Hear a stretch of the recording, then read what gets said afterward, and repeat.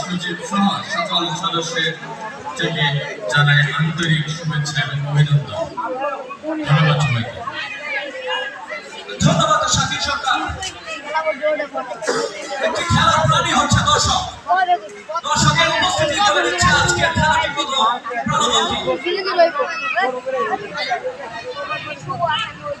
দর্শক একাগ্রচিত্তে একটি দলের অপেক্ষা করছে।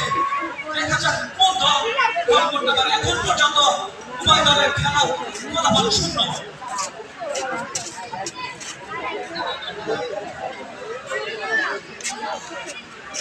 আক্রমণে জয়টাকে একাদশ